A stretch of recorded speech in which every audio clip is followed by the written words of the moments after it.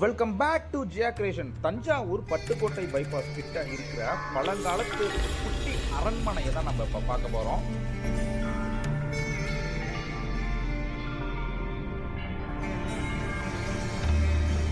இந்த கட்டிடக்கலையெல்லாம் பார்க்கும்போது அந்த காலத்தில் எப்படி வாழ்ந்திருக்காங்க அப்படிங்கிறத நினைக்கும் போதே அவ்வளோ பிரமிப்பாக இருக்குது.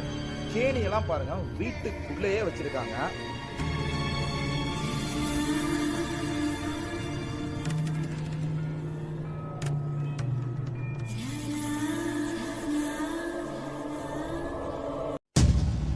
கேட்ட பார்த்தாலே பயமா இருக்கு.